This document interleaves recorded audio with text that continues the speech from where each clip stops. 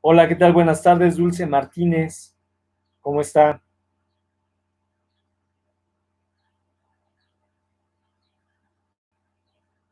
Muy bien. ¿Qué tal? Buenas tardes. Buenas tardes también, Paulina Alejandra González. Y les preguntaba si tienen alguna duda en relación a sus retroalimentaciones o en relación al contenido del curso antes de comenzar formalmente la materia, porque vamos a esperar a sus compañeros un tiempo, eh, de tal manera que se reúnan algunos más. En este instante somos 5 personas.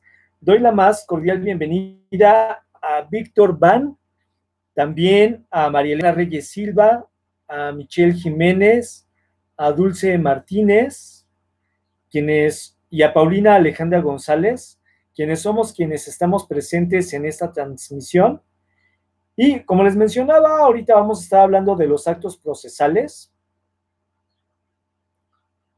según el contenido del reto 5 y que corresponde a 5 unidades de la parte final de nuestro curso y que finalmente se concretan en el reto 5. Sé que ustedes no me pidieron en particular que habláramos sobre el reto 5, pero si lo ven bien,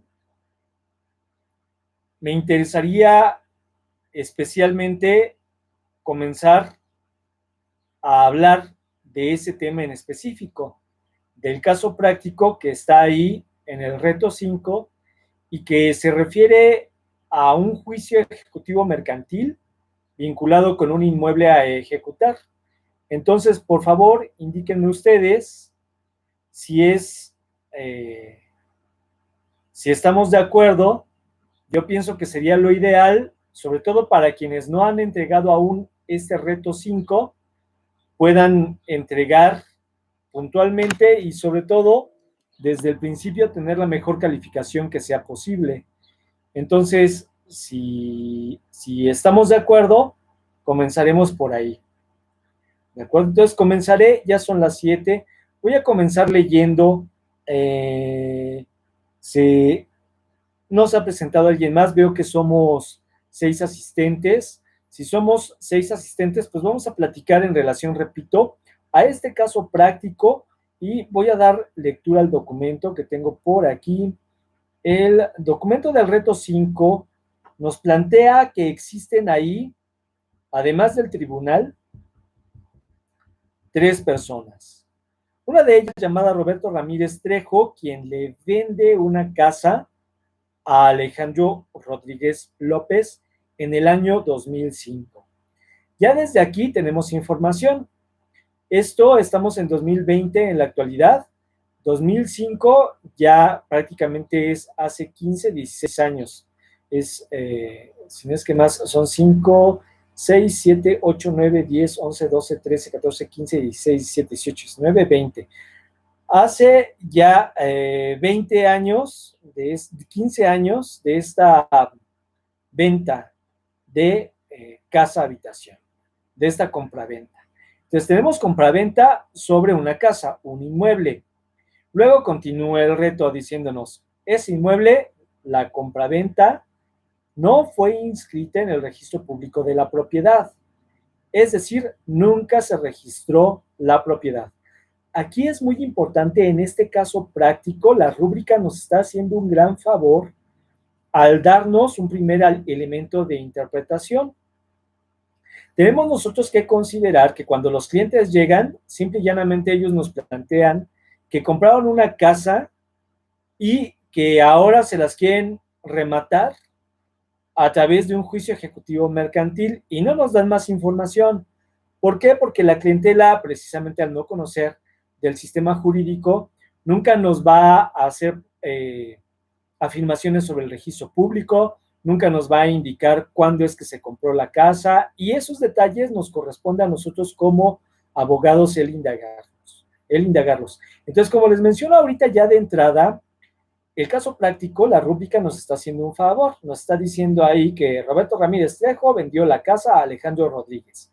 Y además nos dice el tiempo de la adquisición fue en 2005 y todavía nos agrega ahí que la casa, la propiedad, bien importante este detalle, la propiedad nunca se registró a nombre del comprador, que es Alejandro Rodríguez López. Todo esto nosotros se lo tenemos que preguntar al cliente. ¿Cuándo es que adquirió? Si es que registraron la propiedad de la casa. Y aquí hay que tener mucho cuidado. ¿Qué ocurre cuando nosotros acudimos a notario a solicitar precisamente un registro de propiedad? Es bien importante saber, y esto ya lo van a confirmar en la materia de derecho fiscal, que el notario, por orden del Código Fiscal de la Federación, no puede liberar la escritura. Es decir, se le puede pagar al notario para escriturar, pero la escritura no va a quedar liberada de tal forma que no se va a registrar y no va a generar efectos contra terceros, a no ser que nosotros paguemos los impuestos correspondientes. Y en este caso, el objeto que se vende es una casa y la duda sería, ¿qué impuestos se van a generar? Los dos principales, impuesto al valor agregado, IVA e ICR. Es obligación del notario, antes de liberar la escritura, aunque nosotros paguemos esa escritura en propiedad, es obligación del notario pedirnos los recibos de pago de los impuestos, IVA e ICR. ¿Con qué fecha? 2005, que fue la fecha de adquisición.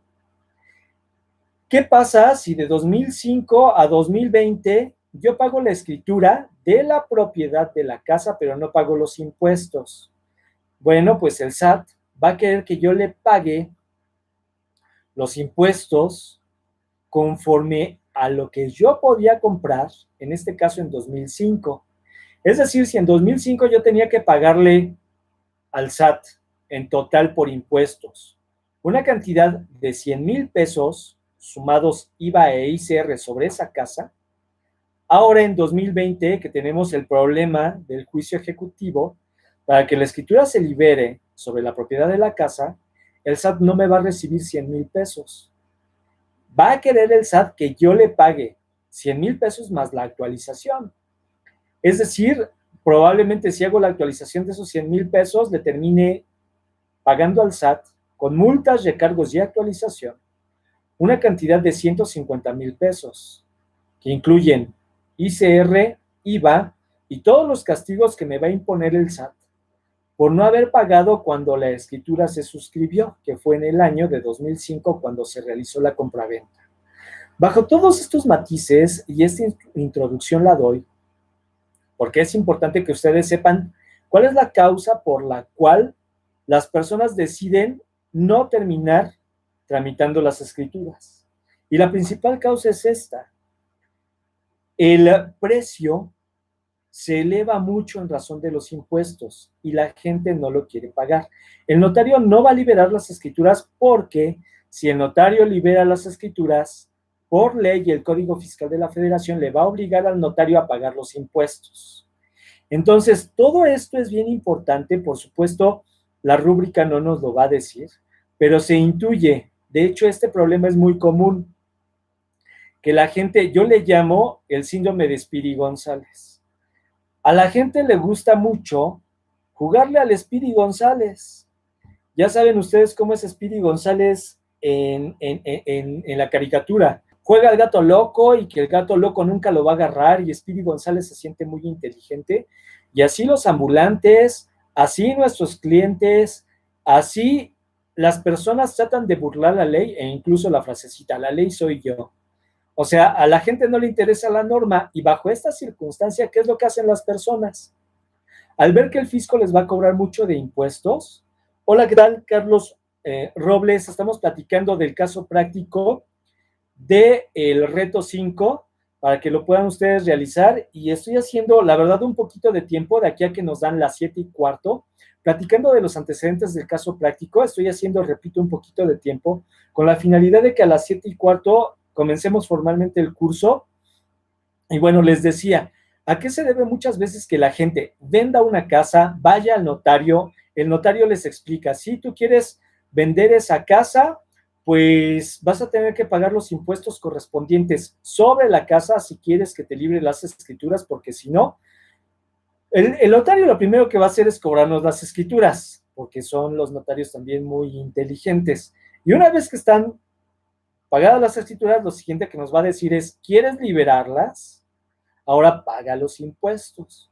El notario va a hacer el cálculo y la gente, pues ahí es donde se infarta, porque si la casa cuesta 700,000 pesos, pues ustedes consideren que de esos 700,000 pesos, 30% son de ICR más 16 de impuesto al valor agregado. Entonces, si yo vendedor estimaba que me iba a llevar a mi bolsita 700,000 pesos, pues resulta que no, porque de esos 700,000 pesos, ustedes nada más hagan el cálculo de multiplicar 70,000 pesos por 3, es decir, 210,000 pesos son del fisco.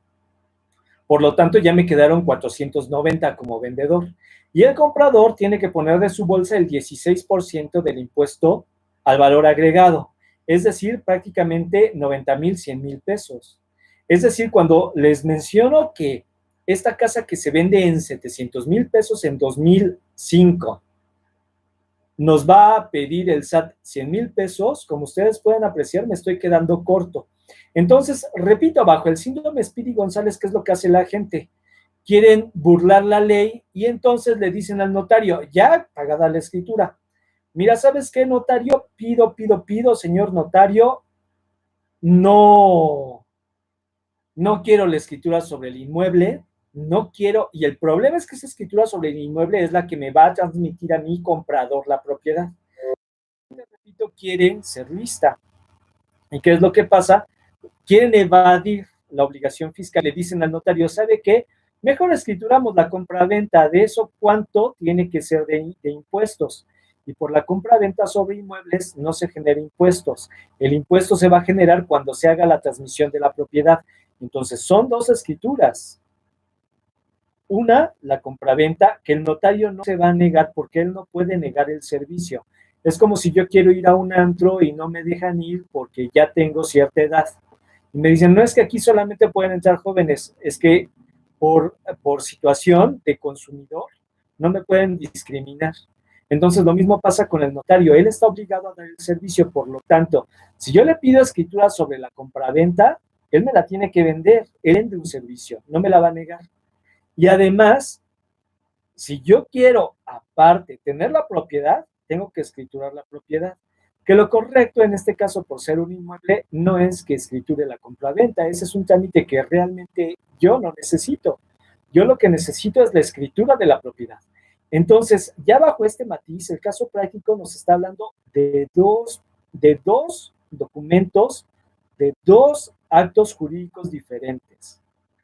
Una escritura de la propiedad que nunca se emitió, seguramente porque las partes fueron al notario y el notario les dijo, bueno, ¿quieres tu escritura? Paga los impuestos. ¿Qué quiere decir esto? Es muy importante, por lo tanto, desde antes de vender, que si la gente va a vender, acudan con un abogado que sí sepa.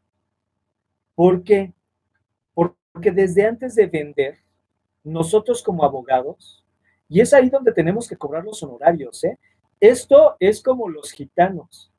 Si ustedes van con un gitano y se sientan a que les lean la mano, ustedes le ponen la mano y el gitano se acerca y les dice, a ver, sí, mira, veo aquí varias rayas, pero todavía no veo muy claro. ¿Por qué no ve muy claro el gitano? Porque no nos va a leer la mano si antes no le ponemos para que lea claro. Y la realidad es que ustedes están estudiando una carrera, están invirtiendo mucho dinero en la colegiatura y además también tienen que cotizar su tiempo de estudio, que cotiza según lo que ustedes estén ganando. Muchos de ustedes ya trabajan. Dividan lo que cuesta su día entre las horas de trabajo y eso es lo que les sale la maestría. ¿Cuántas horas la licenciatura? ¿Cuántas horas le están dedicando? ¿Le están dedicando 20 horas a la semana? Bueno, ¿en cuánto está su día? Su día está en 100 pesos. Bueno, pues si son 20 horas, multipliquen la cantidad de días, sería media jornada de trabajo porque son 48 horas de trabajo. Entonces ustedes estarían invirtiendo la mitad de lo que ganan al mes, además en la maestría, aunque no lo estén soltando. ¿Por qué? Por el tiempo de estudio, por la realización de tareas. Y esto no lo paga ningún cliente, ¿eh? Les menciono esto porque además yo doy clases en materia de maestría en finanzas Y en materia de maestría en finanzas, uno de los graves problemas es, como empresarios, ¿cuál es el costo de nuestro negocio? Entonces, repito, nuestra visión cuando el cliente llega es plantearle el costo del negocio que él va a realizar. Esta compraventa de una casa va a generar impuestos. Salvo que sea casa habitación, la casa habitación está exenta. Nosotros podemos vender una casa habitación cada 5 años. Pero aquí ya, repito, nos está hablando de alguna razón por la cual esa casa no se está escriturando. Seguramente el vendedor puede ser un corredor inmobiliario y como ese vende muchas casas en el transcurso del año, seguramente va a tener que pagar los impuestos. Entonces, repito, hay que decirle a nuestro cliente, mira, ¿sabes qué? ¿Cuánto dinero quieres tú recibir por esa compraventa? Y ya el cliente nos va a decir, no, pues yo netos en mi bolsita quiero 1,000,000.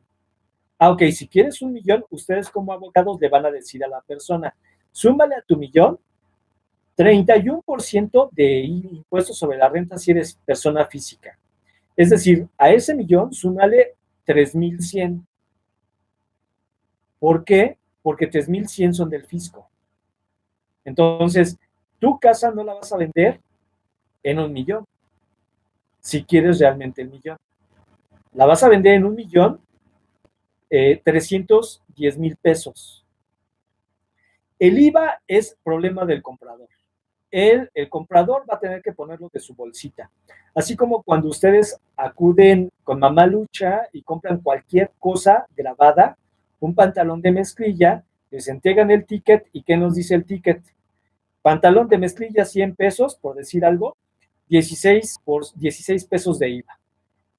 Les retiene de inmediato Mamá Lucha el impuesto como compradores. Ese impuesto sale del comprador. Entonces nosotros tenemos que pensar a quién vamos a dar la asesoría. ¿Se la vamos a dar al comprador? ¿Se la vamos a dar al vendedor? ¿Por qué? Porque la escritura nos va a dar problemas. Entonces, esto, bienvenido Luis Roberto Granillo, esto es algo que nosotros tenemos que plantear. Ya son las 7:15. Voy a continuar con la lectura del caso práctico del reto 5 para que ustedes le puedan dar solución. Entonces, ahorita sí ya es tiempo, ya le vamos a dar más selectividad a esto. Entonces, repito la lectura del caso práctico. Nos dice esto: Roberto Ramírez Trejo le vende una casa a Alejandro Rodríguez López. En el año de 2005, primer dato, hace 15 años. Ahí ya tenemos tiempo, 15 años. Tendríamos que preguntarle a nuestro cliente, el comprador, si nuestro cliente es Alejandro Rodríguez. Oye, Alejandro, ¿y tienes la posesión de la casa desde hace 15 años? Esto es bien importante por lo que vamos a hablar después. Bien, dice ahí, esta compraventa entre Roberto y Alejandro no fue inscrita en el registro público de la propiedad, es decir, nunca se registró la propiedad. Y aquí el problema nos está hablando de una escritura de propiedad. La propiedad es una cosa. Continúa la narración. Perdón, es que no veo, me tengo que acercar a la pantalla. Nunca se registró la propiedad a nombre de Alejandro Rodríguez López, quien era el nuevo dueño de la casa. Pero la compraventa sí se realizó ante un notario público. Lo que les decía, la gente es astuta. Al ver que la propiedad nos va a generar impuestos, le decimos al notario, no, espérame, pido, mejor escritúrame la compraventa, que es un acto por entero diferente. Ahora, aquí ya tenemos más información. Compraventa, el objeto es un inmueble. No se tiran las escrituras, pero sí de la compraventa. ¿Cuál es el problema de la compraventa en inmuebles? Todo inmueble que se venda requiere escritura pública de propiedad. Repito, todo inmueble que se venda requiere escritura pública de propiedad. ¿Qué quiere decir esto? Que estuvo mal hecha la escrituración de la compraventa. La escrituración de la compraventa fue hecha con el objeto, a mi parecer, de no pagar los impuestos. El notario, repito, no nos va a negar el servicio. La obligación del notario es levantar la cantidad de escrituras que ustedes le pidan. Pero hay que tener conciencia que esta escritura de la compra-venta, al ser sobre un inmueble, por el objeto se encuentra afectada de nulidad. Es una compraventa nula, de forma absoluta, porque la ley en materia de inmuebles nos exige que todos los inmuebles sean escriturados respecto a la propiedad, para que esa propiedad, como nos dice el mismo caso práctico, pueda surtir efectos. De hecho, más adelante, dice aquí, en el año 2017, Roberto Ramírez Trejo, el vendedor, fue demandado por la vía ejecutiva mercantil, ya que le debía la cantidad de 150,000 pesos, siendo el actor en esa vía ejecutiva mercantil Antonio Molina Torres. Llega un tercero y demanda al vendedor, Roberto Ramírez Trejo, en la vía ejecutiva por 150,000. El abogado de Antonio, para garantizar que Roberto va a pagar los actos procesales a su cliente, que es Antonio, busca en el registro público las propiedades que tiene Roberto y de la búsqueda identifica la casa que ya se había vendido a Alejandro. ¿Cuál es el problema? Que la propiedad sigue a nombre de Roberto. Continúa el problema diciéndonos que Roberto avisa a Alejandro, quien nunca inscribió en el registro público de la propiedad, para que haga lo que a su derecho convenga. Por lo tanto, la casa aún se encuentra a nombre de Roberto Ramírez y ante esta situación, Roberto Ramírez le avisa a Alejandro para que verifique la situación de su casa, ya que esta podría ser embargada. La situación es correcta, el planteamiento es correcto, la casa sí puede ser embargada. Pasamos a las preguntas. La primera pregunta es muy interesante. ¿Qué implicaciones legales va a tener Alejandro Rodríguez López por no haber inscrito la casa que compró a Roberto Ramírez Trejo en el registro público de la propiedad? Bueno, la implicación es que él ante terceros no es propietario. Tiene la relación de compraventa, sí, con el comprador, con el vendedor. Tiene la relación de compraventa con el vendedor. Y entre ellos sí surte efectos, pero para que surte efectos públicamente, esa compraventa debió de haber sido escriturada respecto a la propiedad directamente en el inmueble. Por lo tanto, ¿qué implicaciones va a tener? Pues que el juez de lo mercantil va a desconocer la propiedad de Alejandro Ramírez y va a proceder a embargar la casa, ya que esta se encuentra a nombre de Roberto Ramírez Trejo. Esa va a ser la implicación. Si en un momento determinado se presenta como tercero, por ahí me decía alguno de ustedes, es que vamos a tramitar una excluyente de dominio. Es que no existe dominio a nombre de Alejandro Rodríguez. Y no existe dominio público a nombre de Alejandro Rodríguez porque no está inscrita la propiedad. Lo único que se inscribió es la compraventa y la compraventa es nula de pleno derecho porque sobre inmuebles las que se escrituran no son las compraventas, sino las propiedades sobre los inmuebles. Entonces, aunque se presente como tercero, el juez no va a tener por válidos los argumentos y lo que va a argumentar el juez es que esa compraventa no genera efectos ahora al promovente del juicio ejecutivo mercantil. Existe por ahí una tesis que se encuentra bajo el rubro documentos simples, ratificados y reconocidos notarialmente, valor probatorio de los. Esta tesis de jurisprudencia, repito el rubro, documentos simples, ratificados y reconocidos notarialmente, valor probatorio de los, precisamente se refiere a estas compraventas que se escrituran sobre inmuebles con el propósito de darle la vuelta a la escritura pública de la propiedad.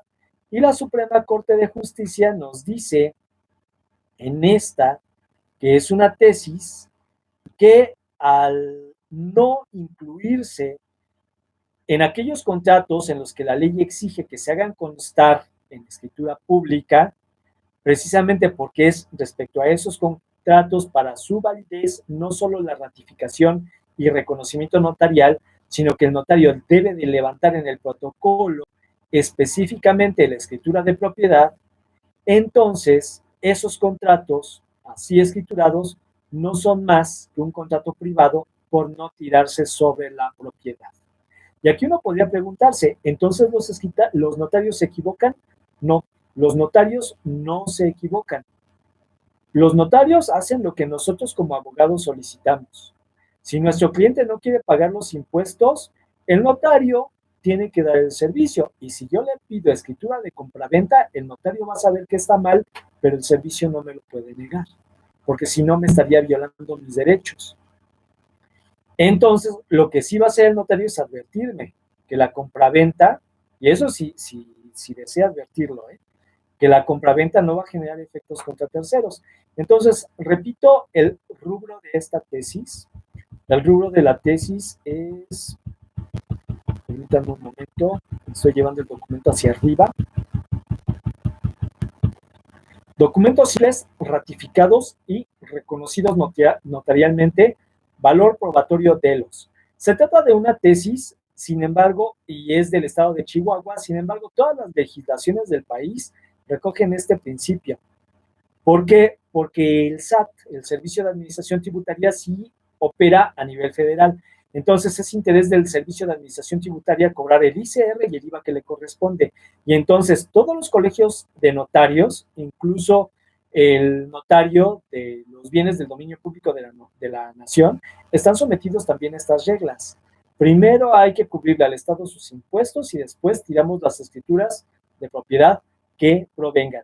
Entonces, es importante, si ustedes quieren conseguir la tesis que acabo de mencionar, documentos simples, ratificados y reconocidos notarialmente para valor probatorio de los, esta tesis les va a servir para que ustedes puedan analizarla, incluso en un momento determinado fundamentar su ejercicio, y del estudio, pues ya ustedes pueden derivar conclusiones para, hola, Lulu Gascón, buenas tardes.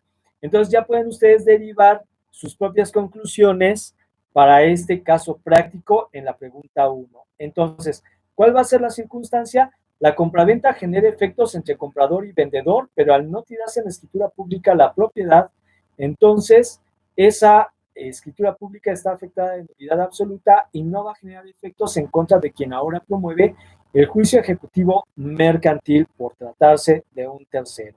Esto en relación a la pregunta 1 del caso práctico del reto 5. Nos vamos ahora a la pregunta 2. El abogado de Antonio Molina puede embargarle la casa a Alejandro Rodríguez López. Argumenta tu respuesta. Y aquí yo les preguntaría a ustedes, alguien que desee responder en razón de lo que hemos platicado en el chat, ¿cuál es el parecer que ustedes tienen? ¿Creen ustedes que podría quien está tramitando el juicio ejecutivo mercantil en contra de el vendedor de la casa, podría esta persona que tramita el juicio ejecutivo mercantil embargar la casa del comprador?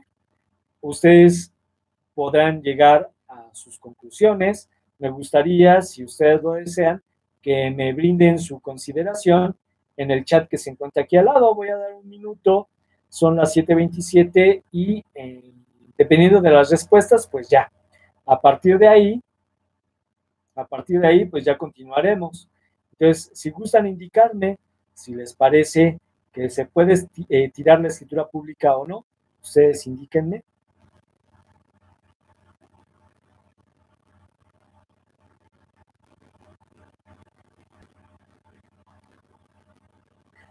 Esa pregunta que nos hace Adriano pregunta, ¿cuál va a ser entonces la utilidad del contrato de compraventa? Es muy importante el contrato, pero es parte de la respuesta, es entre la tercera, la cuarta y la quinta.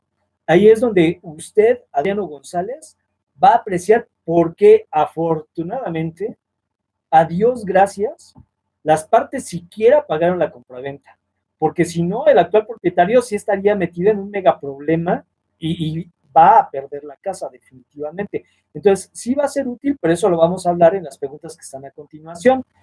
Bien, dice aquí Luis Roberto Granillo Rivera, antes, dice, una pregunta, el ICR solo aplica sobre la diferencia del precio de venta menos el precio de venta, ¿no es así? Miren, por eso les mencionaba, mire, aquí hay una cuestión bien importante. No lo voy a decir como lo digo en las clases de finanzas, pero es importante que ustedes con un cliente, con su cliente se lleven un 10. Cuando ustedes asesoren a un cliente sobre la venta de inmuebles, repito, compraventa está exenta si vendemos una casa habitación cada 5 años, porque no nos dedicamos a eso y entonces es deseo del gobierno federal que mejoremos nuestro estilo de vida. ¿Qué quiere decir? Ustedes ahorita tienen una casa del Infonavit, les va muy bien como abogados y el día de mañana quieren comprarse una casa en un fraccionamiento en 5 años. El Estado quiere que ustedes mejoren. Entonces, ¿qué es lo que hace? Cada 5 años les da la oportunidad de lograr esa mejora. El Estado estima que no es ganancia, sino que es su derecho a mejorar su calidad de vida. Entonces, venden su casa de Infonavit, compran la nueva casa y por la casa de la compra del Infonavit, ustedes no van a generar ICR, pero por la compra de la otra casa sí van a generar el IVA. ¿De acuerdo? Entonces, es esto. Ahora, aquí la pregunta del compañero Luis Roberto es, ¿el ICR solo aplica sobre la diferencia del precio? Bien, colóquense como vendedores. La casa del Infonavit es suya. ¿Cuánto vale esa casa del Infonavit? 1,000,000 de pesos.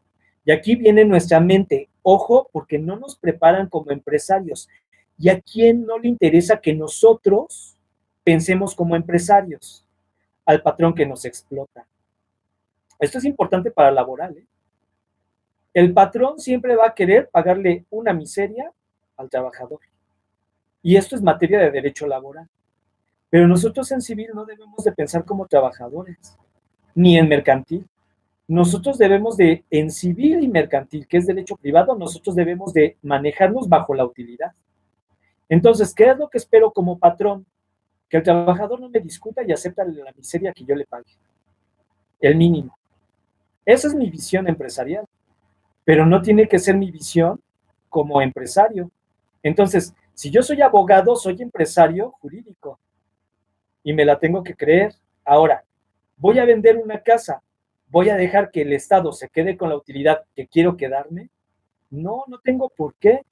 Si yo quiero tener 1,000,000 en la bolsa, yo hago el cálculo. 1,000,000 para mí y 300,000, 310,000 pesos, perdón, disculpen ustedes, 310,000 pesos para el Estado, porque al ser yo persona física, el Estado me va a golpear con el ICR con un 31%.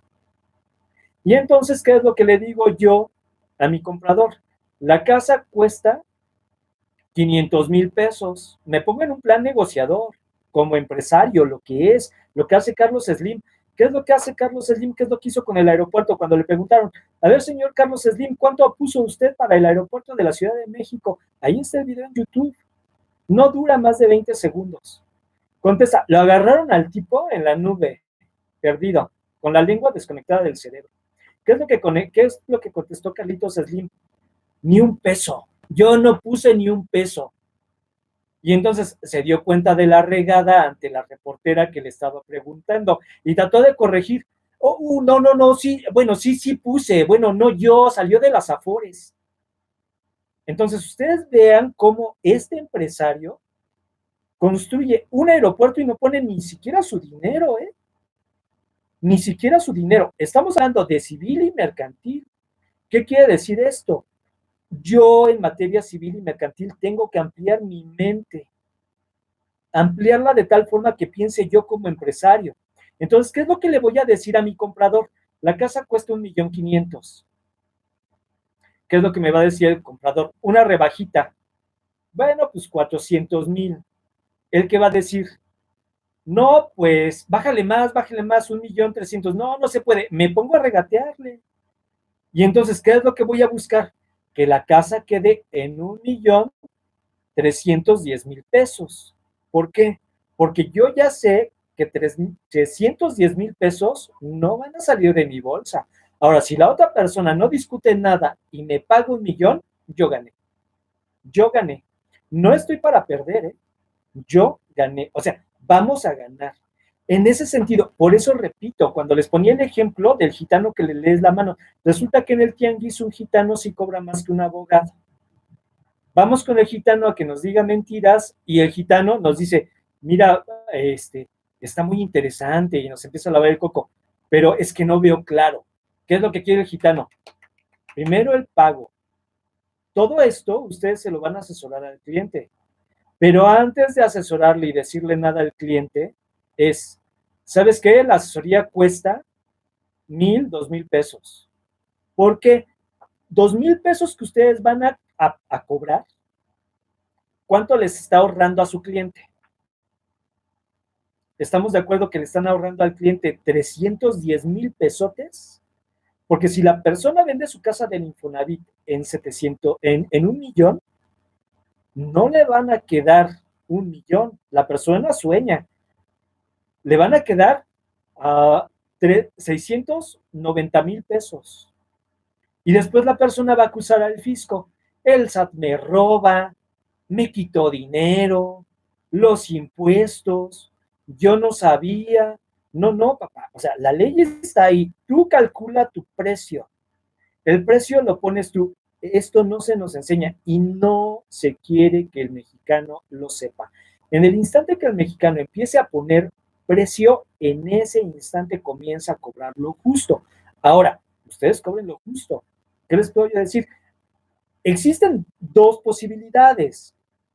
Que ustedes digan, no, pues 1,500,000 es mucho, yo no me siento digno de 1,500,000 pesos.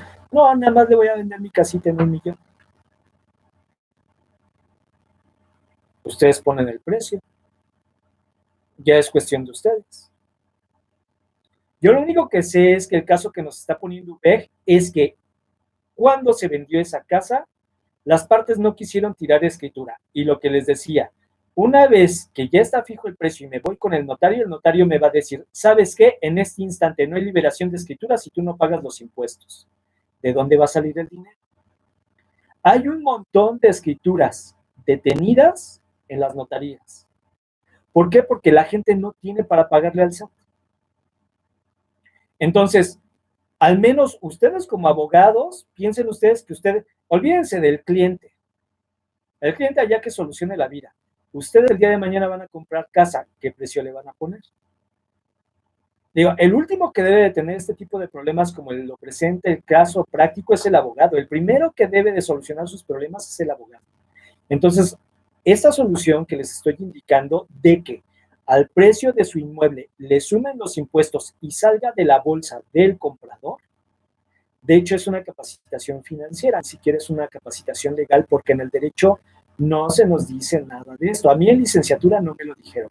Yo se los digo como parte de la experiencia de escrituración.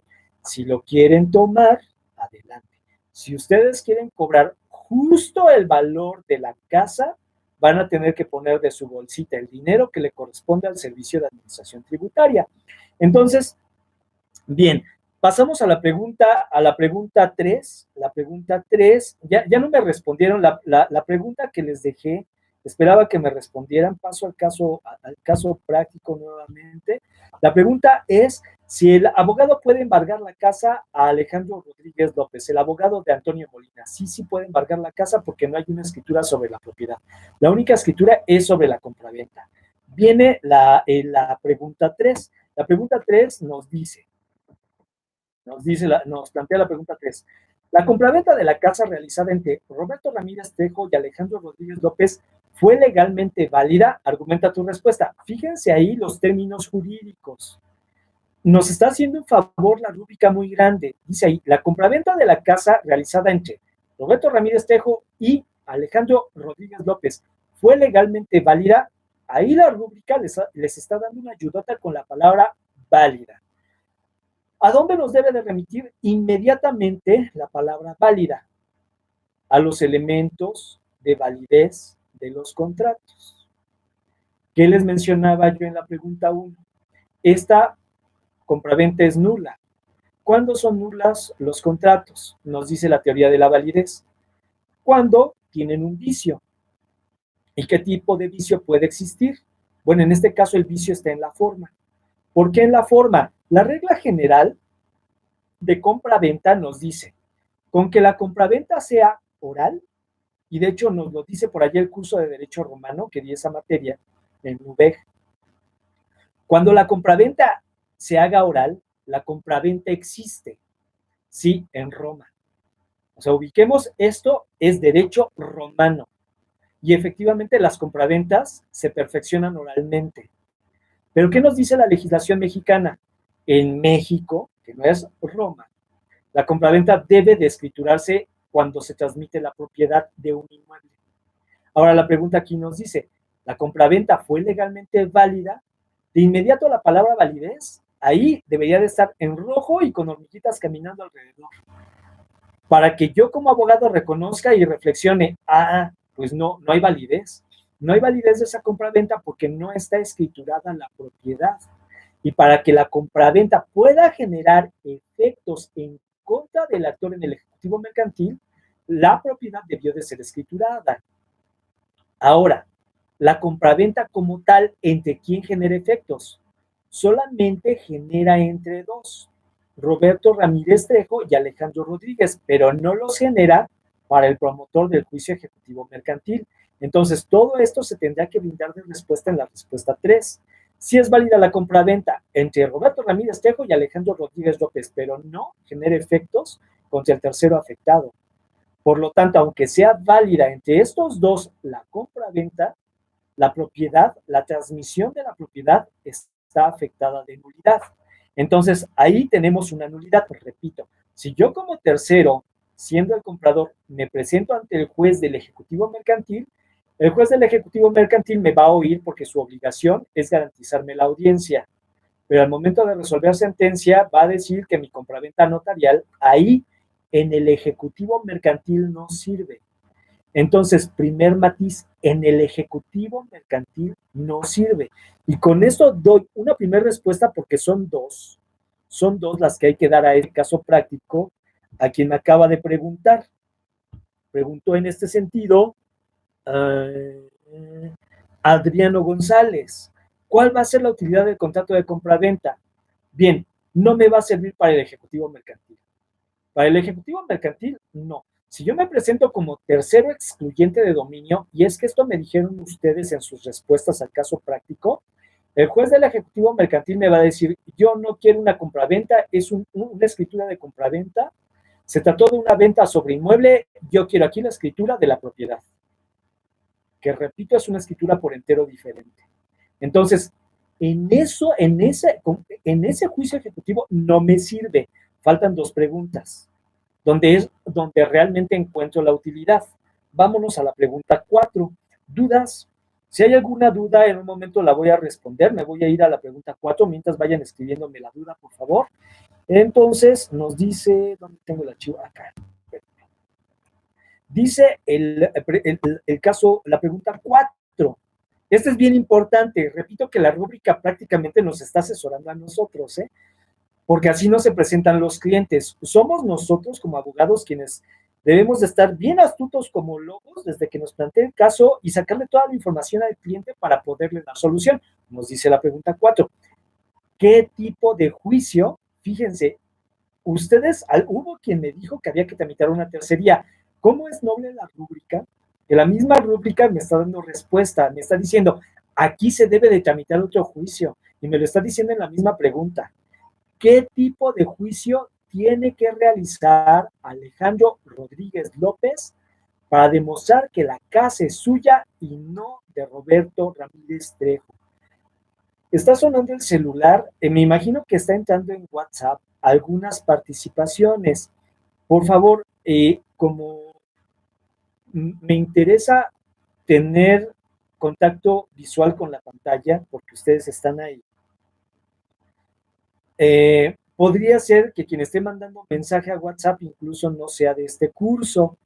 Si son ustedes, no voy a tomar el celular por respeto a ustedes, porque para mí esto es como clase presencial.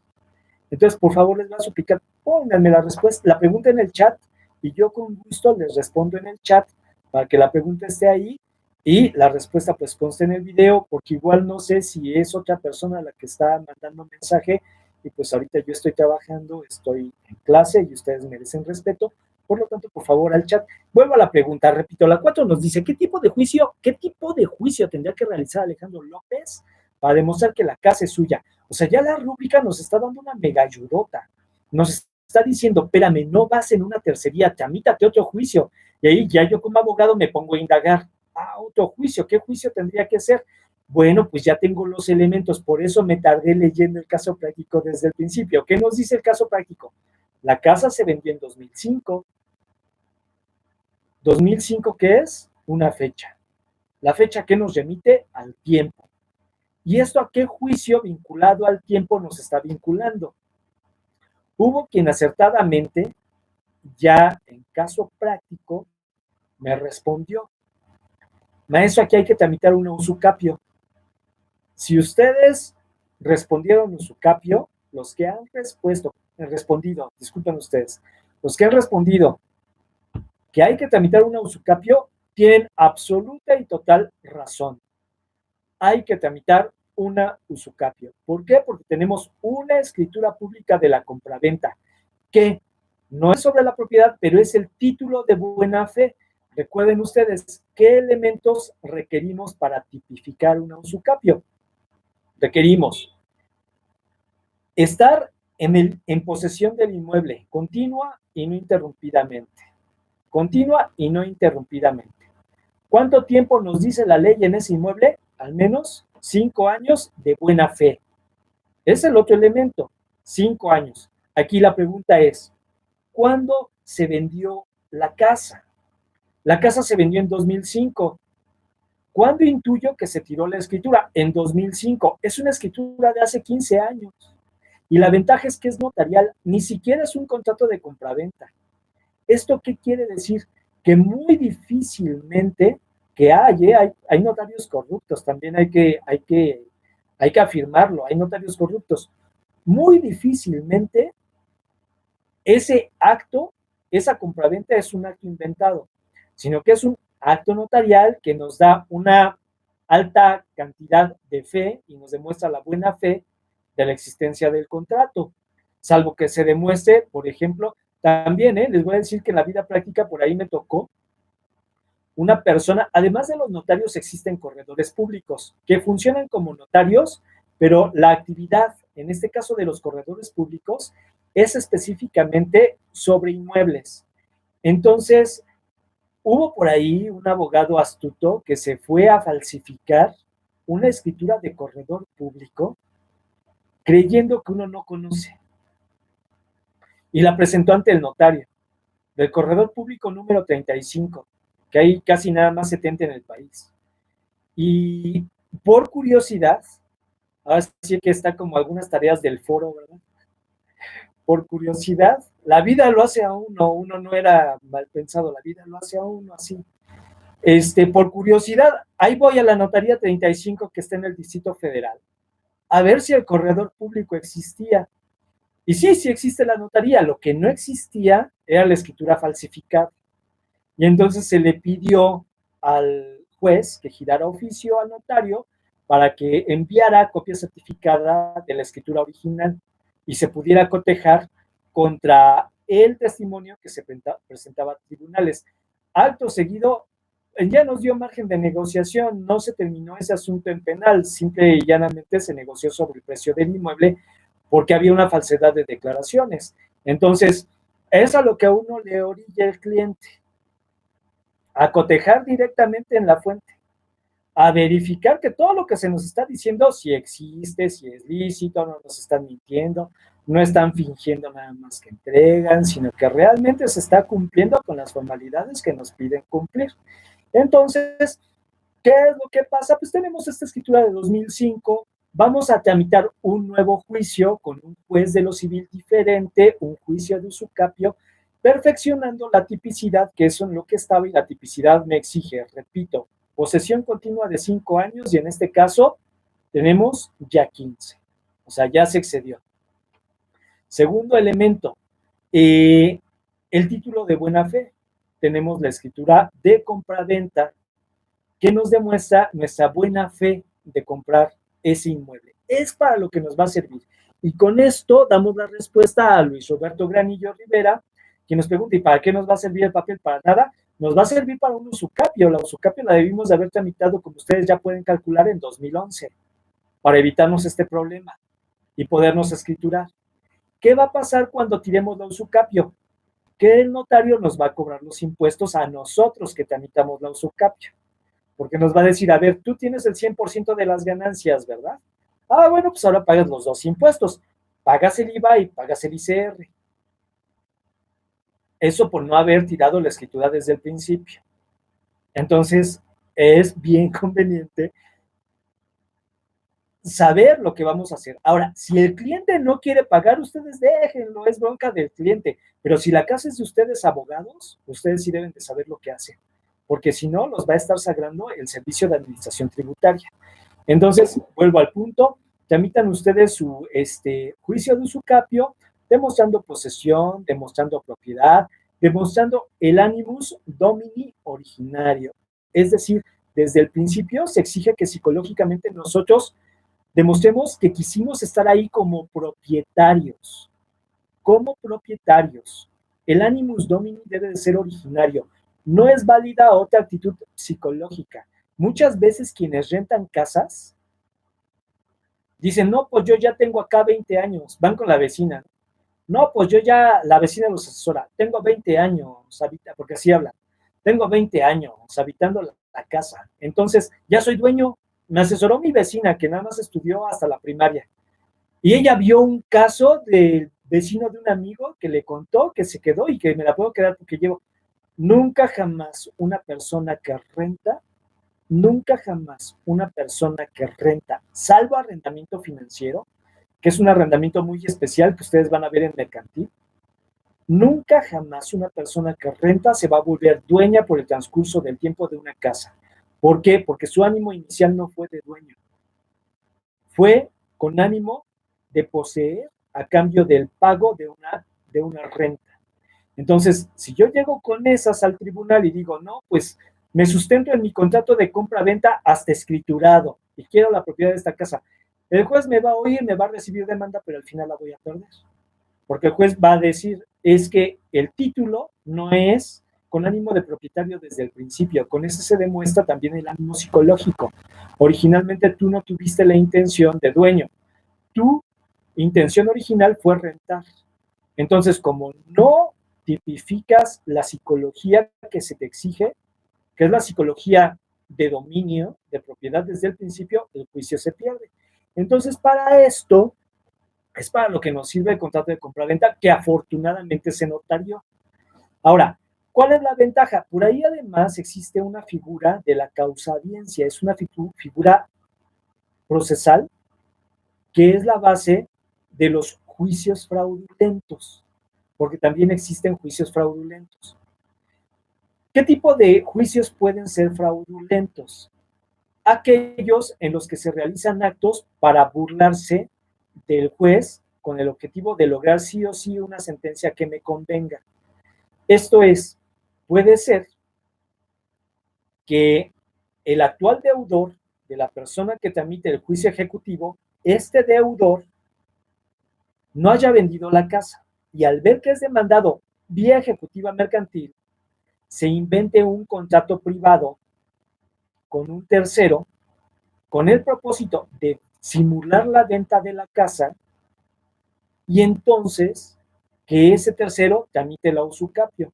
Por supuesto, ahí se puede tramitar el juicio de fraude, se puede meter una pericial sobre el contrato, una pericial de tintas para demostrar que no existió, se puede configurar la causa-audiencia para decirle al juez de lo mercantil, es que hay una causa por la cual existe ese contrato. Por supuesto, como yo voy por la casa y me voy a cobrar sobre ella, esta persona, mira qué interesante, está apareciendo ahorita un contrato privado con el objetivo de que yo no pueda cobrar. Y entonces, ¿qué va a plantear el juez de lo mercantil? No, pues sí, hay una causa-audiencia. Esta persona está quedando a propósito insolvente con el objetivo de generar un fraude ante el tribunal. Entonces, si nos ponemos vivos, esa causa-audiencia la denunciamos y se tira.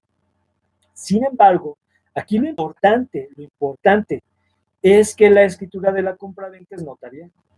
Entonces va a estar muy difícil, salvo que a la larga se demuestre que la escritura es falsa, que no nos lo dice el caso práctico, va a ser muy difícil que esa escritura notarial de la compraventa se tire. O sea, ya la hicimos gracias a la escritura de la compraventa. Ahora, ¿qué efectos tiene el trámite de la usucapio? El juicio de usucapio es un juicio declaratorio. ¿Quién nos da la propiedad? En una usucapio es bien importante saber que la propiedad no nos la va a dar el juzgado. la propiedad desde Roma por ficción legal, decían los romanos. En el caso de la usucapio, la propiedad se las está dando el tiempo. Entonces, cuando ustedes denuncian una usucapio a través de un juicio de usucapio, lo único que tienen que hacer es reunir todos los elementos que se exige para que la usucapio se declare. Repito, posesión continua, título de buena fe, animus domini, posesión continua y no detenida en el tiempo. Si nosotros integramos todos los elementos y el tiempo, conforme a ley, si nosotros integramos todos los elementos, entonces el juez lo único que va a declarar es, aquí se reunieron en 2011, estamos en 2020, el juez lo único que va a decir es, en 2011 el tiempo le dio la propiedad a Perenganito, porque solamente es una declaración. Es decir, el juez no va a dar ninguna propiedad. Lo único que va a hacer es declarar lo que el tiempo ya dio. ¿Esto qué quiere decir? Que en este caso la persona que compró y que tiene la escritura de compraventa es dueño desde 2011, pero lo único que tiene que hacer ahora es tramitar el juicio de usucapio, reunir los elementos, llevarlo ante el juez, declararse y pedir que se gire el oficio de la declaratoria al Ejecutivo Mercantil. ¿Con qué propósito? Con el propósito de salvar la propiedad que ya se tiene. Entonces, esta es la circunstancia de esta pregunta 4. Estas son las implicaciones que se derivan de ahí. Nos vamos a la pregunta 5. La pregunta 5. La pregunta 5 dice, ¿de qué manera puede demostrar Alejandro Rodríguez López que la casa es suya? Bien, como ustedes pueden deducir, no lo va a demostrar solo con el contrato de compraventa, porque ese contrato de compraventa es nulo. El contrato de compraventa notarial le va a servir para decir que compró nada más, pero aparte de ese título de buena fe, al juez de los usucapio le va a tener que integrar como parte de su propiedad el contrato, declarar que sí tuvo el ánimo de dueño, demostrar que ha tenido la posesión continuada con testigos, vecinos, e inspeccionales, lo que sea necesario para demostrar que él ha estado metido en esa casa 5 años, más de 5 años, y que no ha sido interrumpida la posesión. Porque si se interrumpe con cualquier acto que se interrumpa, se rompe la usucapio. Ese va a ser el inconveniente. Entonces, vamos a tener que ser muy delicados en las pruebas. Entonces, vuelvo a la pregunta ya para concretar. ¿De qué manera puede demostrar Alejandro Rodríguez López que la casa es suya? Con un juicio de usucapio, perfeccionando todos los elementos ante el juez de lo civil, integrando el contrato de compraventa, pero no solo el contrato de compraventa, sino todos los elementos que acrediten que ha tenido más de 5 años la posesión de ese bien inmueble y que igualmente tiene un título que lo hace propietario, que tiene un título de buena fe con ánimo de propietario desde hace 5 años. Entonces, son esos elementos, como se dan cuenta ustedes, la pregunta 5 no implica que baste que respondamos solo con el contrato de compraventa. Luego, pues esos son los elementos que nosotros tenemos que integrar. Pregunta aquí Jessica Robledo, hola profesor, ¿y qué pasa con un contrato de compraventa bajo aspecto de promesa de venta? Bien, muy importante Jessica Robledo, que aquí usted revise la oración, es muy importante. Yo sé que se están formando como abogados y ya se habrán percatado que en las tareas les enfatizo cuando hay errores que revisen su redacción. Esto es muy importante. Bien, nos dice Jessica, ¿qué pasa? Un elemento con un contrato de compraventa bajo el aspecto de promesa de compraventa legalmente válida. Bien, la pregunta es buena. Son dos cosas diferentes, son dos contratos diferentes. Una cosa es la compraventa y otra cosa es la promesa de compraventa, ¿sí? Una persona tiene una casa que me gusta, no la quiere vender, yo le doy 500 pesos para que me prometa que el día que la quiera vender, me la va a vender a mí. Con 500 pesos yo no voy a comprar una casa. Yo lo que le estoy comprando es la promesa de que me va a buscar cuando quiera vender y me va a preguntar, ya quiero vender la casa, ¿la quieres comprar? Y yo tendría que responderle por escrito, sí o no. Y hasta ahí terminó la promesa. ¿Qué quiere decir? ¿esta promesa de compra-venta va a ser útil para una usucapio? No, no. Ni sobre inmueble, porque se pueden usucapir, por ejemplo, un carro antiguo que esté ahí abandonado, igual está en buen estado, es un auto clásico, y yo ya le eché el ojo, yo sé que con una hojalateada le voy a sacar un dineral. Bueno, pues ni un inmueble ni un mueble, ninguno de los dos, con una promesa de compraventa. La promesa de compraventa solamente va a servir para que la persona que me firma la promesa de compraventa me cite cuando quiera vender el objeto que yo quiero comprar.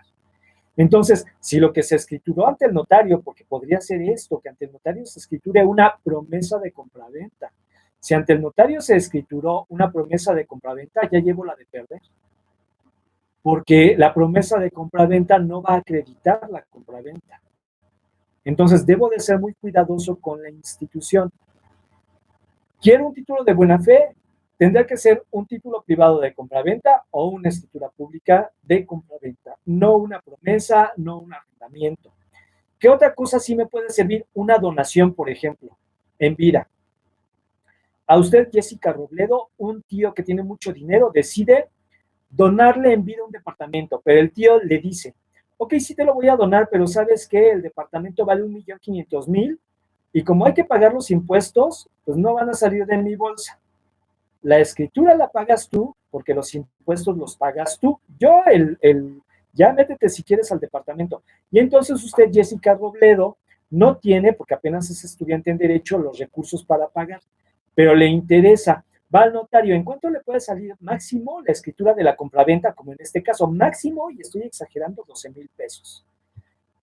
Le va a salir como en 2,000, 3,000 pesos, y hay algunos notarios que incluso hasta en programas le hacen el documento gratis. Ahí habrá que ver si hay promoción.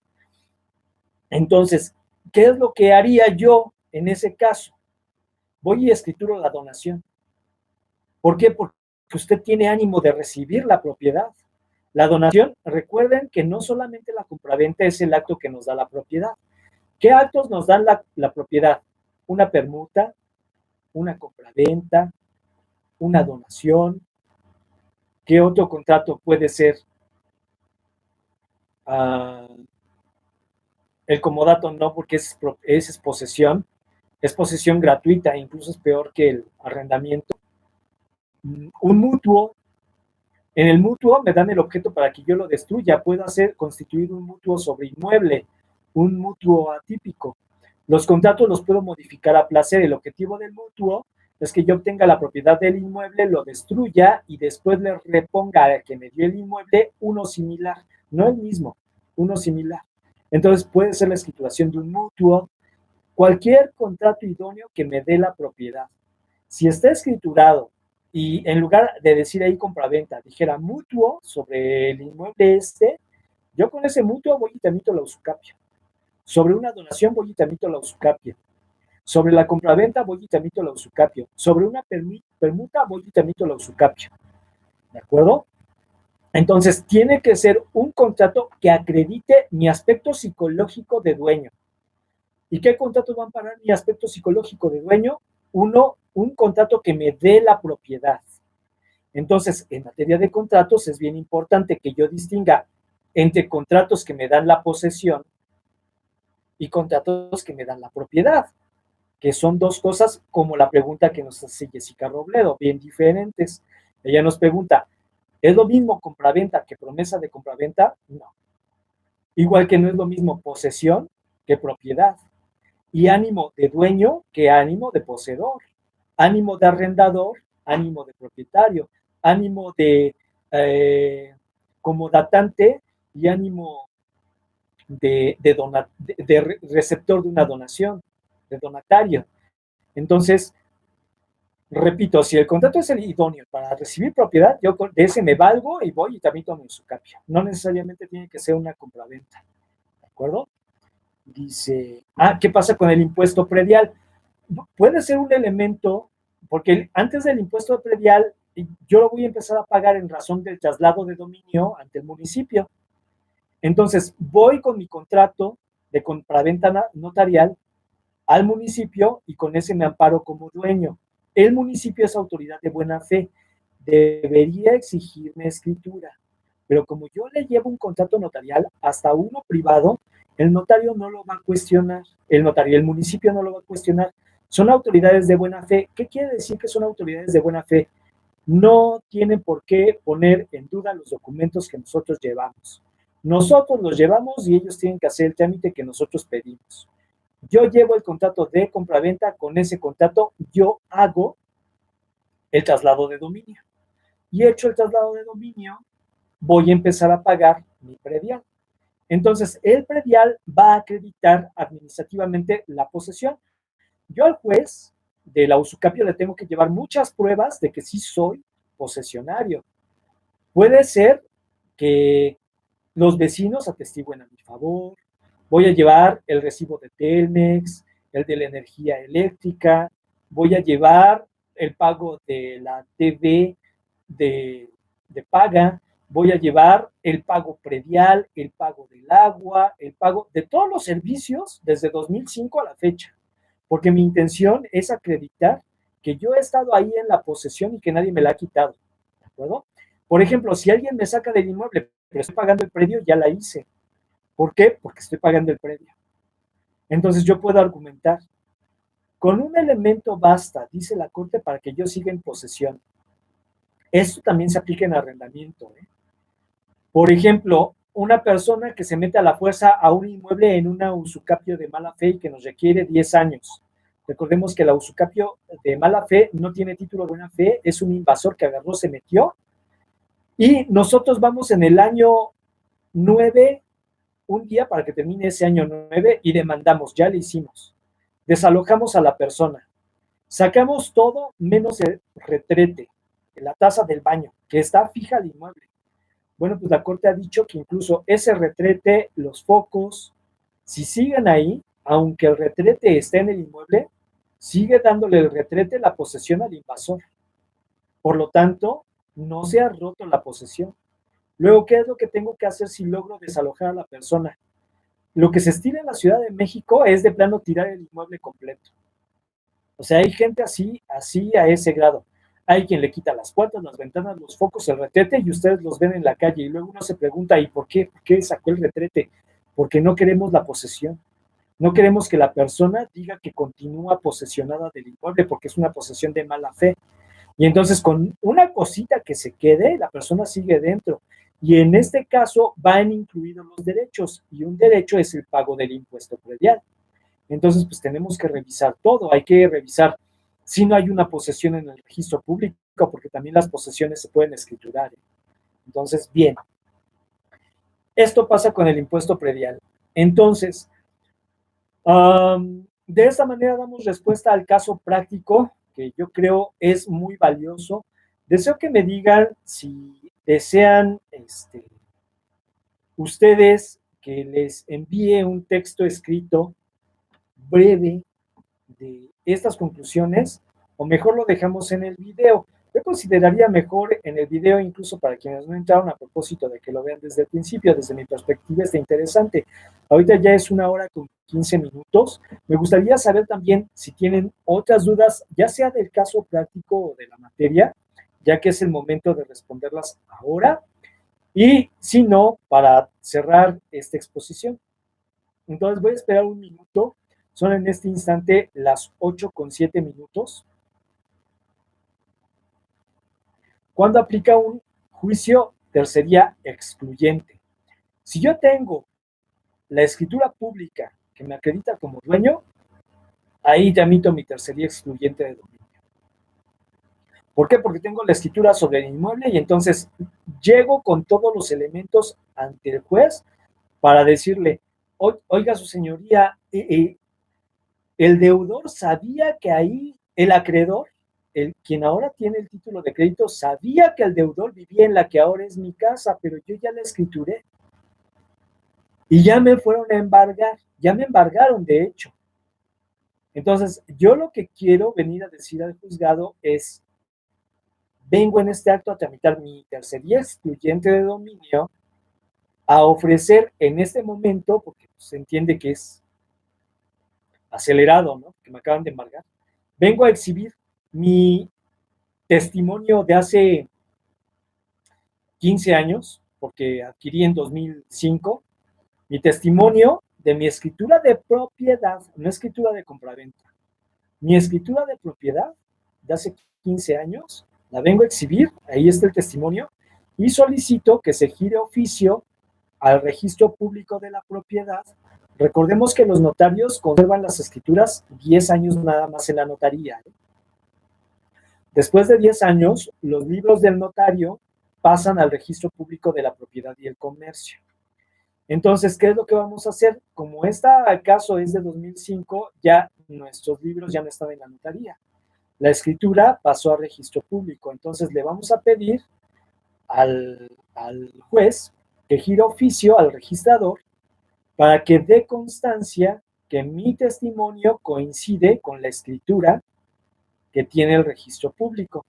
La escritura siempre la va a tener el registro público. La escritura son los libros del notario. A mí lo único que me dan son testimonios notariales. Entonces, mi testimonio da constancia de la existencia de la escritura pública. ¿Qué es lo que va a hacer el juez? Girar oficio al registrador público, se va a dar respuesta y el registrador dirá, efectivamente, aquí tengo una escritura en libros tal, a nombre de tal persona sobre tal inmueble. Y el juez va a constatar y va a decir, no, pues sí, sí es cierto. Esta tercería excluyente de dominio merece una sentencia de tercería en la cual se excluye del embargo el inmueble de este tercero, toda vez que este tercero está acreditando que es el legítimo propietario y no el deudor en este juicio. Pero repito, para ello voy a requerir la escritura pública de rigor. ¿De acuerdo? Bien. ¿Alguna otra duda, compañeros? No hay dudas. Muy bien.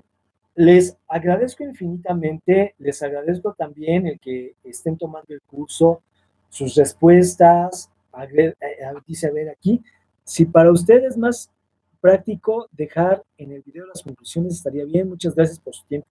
Muchas gracias, Carlos Rosiles, entonces haré una pequeña nota de las observaciones justo debajo del video, con el propósito de que ustedes puedan tenerlas ahí. Y les agradezco infinitamente, de verdad, muchas gracias. Les deseo a quienes no han terminado, ya tenemos 16 alumnos que finalizaron el curso con éxito. Les recuerdo a esos alumnos, si en alguna actividad sacaron 8 o alguna calificación que ustedes estimen que desean subir, aún pueden hacer la entrega con el propósito, el curso ya terminó, pero con el propósito de subir la calificación y que les vaya todavía mucho mejor. A quienes no han entregado, ojalá este video les sea de utilidad con el propósito de que se aclaren sus dudas y puedan resolver mejor el quinto reto de nuestro curso. De verdad, para mí ha sido un placer el tenerlos como alumnos. Sé que es a veces limitante el trabajar en línea, sin embargo, siento que hemos cumplido las metas adecuadamente y de verdad les agradezco y deseo que les vaya muy bien en el término de esta materia y en los siguientes cursos que realicen. Voy a leer las últimas participaciones. Se está despidiendo también Oscar Méndez, Dulce Martínez, Jessica Robledo, Lulú González, Michelle Jiménez y José Antonio Ramírez Moreno. Si no hay más dudas, les agradezco infinitamente y les deseo lo mejor. Voy a estar siguiendo revisando sus retos hasta el miércoles de la semana que viene, pero por favor no dejen pasar tanto tiempo para que se regalen la oportunidad de dar una segunda entrega, porque el portal es fatal. Llegando determinada hora, que no controlo yo, a veces se satura, a las 10 de la noche ya no se pueden seguir subiendo actividades. En la materia anterior que di, a las 12 de la noche, el portal cierre y ya no deja seguir subiendo más. Entonces, por favor, no se nieguen la oportunidad de sacar la mejor calificación que ustedes puedan. Les agradezco mucho, me despido de quienes ya lo hice y también de Paulina Alejandra González, Ana Laura López y Víctor Pan. Que tengan excelente día, que tengan muy bonita tarde y buen final de curso. Hasta luego y un placer.